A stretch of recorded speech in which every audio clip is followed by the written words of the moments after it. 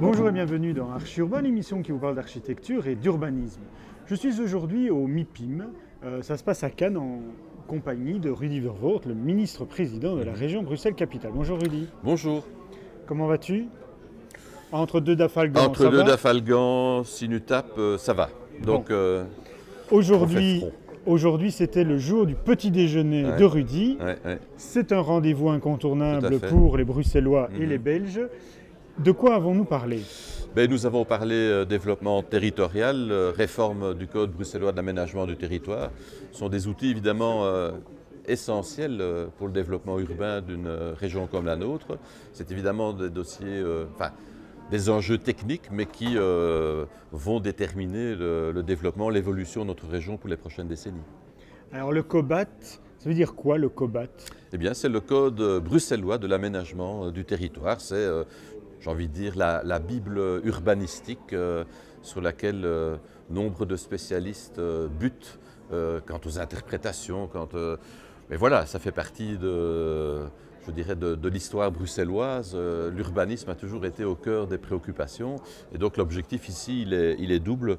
Il est évidemment de mobiliser les énergies, de simplifier les procédures pour faire en sorte que nous soyons tous en capacité de répondre aux défis qui se présentent à Bruxelles. C'est le boom démographique, c'est la nécessité de créer du logement de qualité, du logement public, mais c'est aussi les équipements, les crèches, les écoles, c'est de l'activité économique, ça va de soi, c'est donc les entreprises.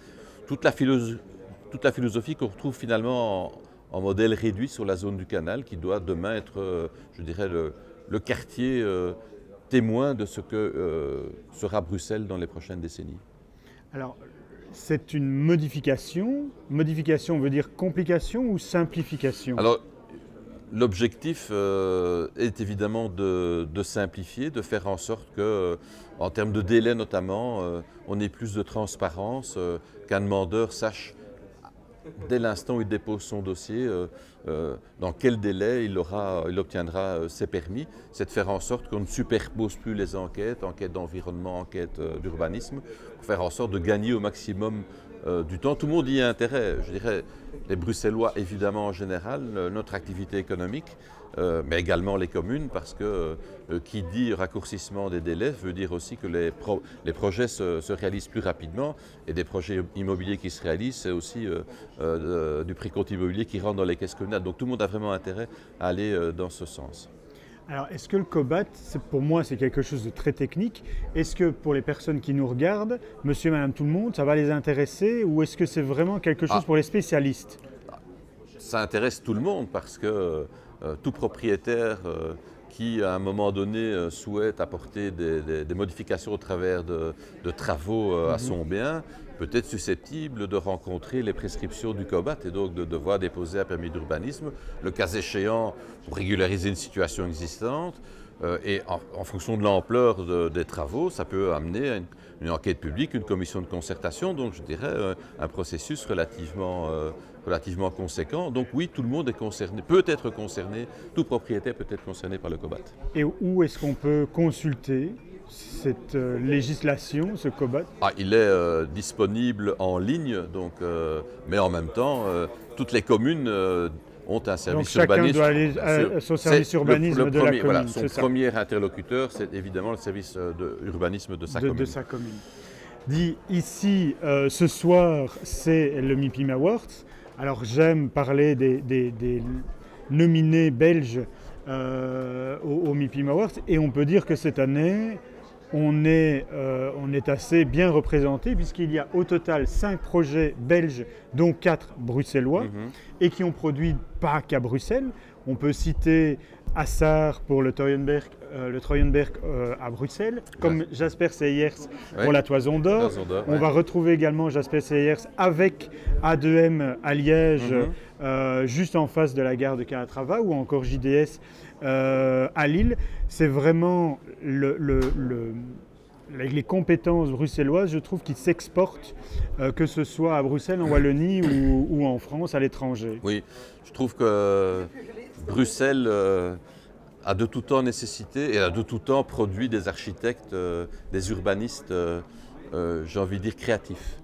Alors est-ce que c'est la marque d'un surréalisme ambiant qui permet à un moment donné, je dirais, de conceptualiser ça dans des projets concrets? Peut-être, je n'en sais rien, mais en tout cas, il y a une véritable reconnaissance internationale de la qualité de nos architectes.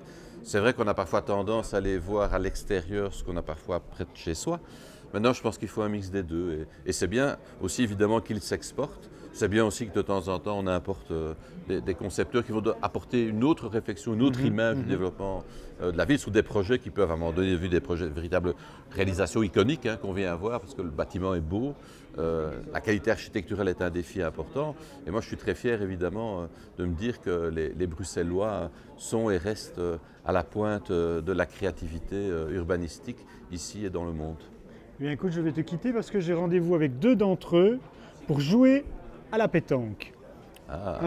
Est-ce que tu joues à la pétanque? Tu tires ou tu pointes? Tu préfères quoi? Mais en ce moment, je dirais que le climat ne s'y prête pas. Non, hier il a beaucoup plu. Je pense qu'avec ce qu'il a plu hier, on ne voit pas le cochonnet, sauf s'il flotte. Mais pour le reste, oui, j'aime bien, parce que c'est toujours un moment de convivialité et un côté, précisément, soleil, les copains. Moi, j'aime bien ça aussi. Allez, merci beaucoup et bonne journée. Merci.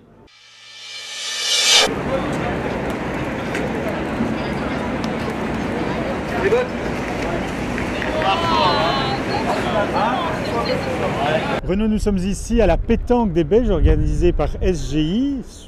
Un peu de plaisir dans ce MIPI, mais on est là pour parler d'un projet très sérieux, un projet au centre de Bruxelles qui s'appelle le Treurenberg, je ne sais jamais le prononcer. Treurenberg. Ouais. Alors c'était quoi avant? Écoute, c'était un ensemble d'immeubles de bureaux, une construction qui avait évolué au fil du temps avec des structures datant des années 60, 70, un peu compliquées. Et c'est un projet qui avait la particularité aussi d'avoir englobé dans ces structures un ancien morceau de la muraille historique de Bruxelles. Ah bon, il y a une muraille là? Il y a une muraille là, et donc après diverses analyses, nous avons pris la décision, le client AXA a pris la décision de démolir le bâtiment et de le reconstruire, non seulement pour je dirais rationaliser un peu les structures et pouvoir proposer des surfaces de bureaux plus intéressantes et plus optimales, mais en plus ça a permis de remettre au jour cette muraille, de la dégager et de la rendre visible au public. Elle sera visible depuis l'espace public. On est entre Sainte-Gudule et la rue Royale. Et la rue Royale, exactement. On est juste derrière le siège du Voilà. soir. Mais ce bâtiment, c'est un bâtiment de bureau de AXA, mais il a quand même une grande particularité. Absolument. Il est quasiment zéro énergie, comme on dit, nearly zero energy. Donc Un NZEB. NZEB, voilà, exactement. On est parti d'un bâtiment passif et puis AXA a voulu aller plus loin. Et on a donc fait en sorte de compenser, en réalité, c'est ça le NZEB, si on peut le dire, c'est compenser la consommation énergétique des fameux 15 kWh par mètre carré par une source d'énergie renouvelable. Et dans notre cas, ça a été des panneaux photovoltaïques. Et c'est ça la grande particularité également de l'architecture du bâtiment. Ouais. Ce sont les étages supérieurs, ces étages noirs qui sont donc... C'est des panneaux photovoltaïques. Donc c'est un revêtement de façade dans lequel sont intégrés des panneaux photovoltaïques. C'est un revêtement en verre. Un verre tout à fait spécial parce qu'il a une structure, une surface pyramidale, de manière à capter encore plus les rayons de soleil et à les piéger et augmenter le rendement de toutes ces cellules photovoltaïques. Et donc ça en fait, en plus comme ces étages sont un petit peu plus hauts que les étages, enfin que les bâtiments voisins, ça fait que malgré que ce soit des panneaux en position verticale, ils ont une production assez importante.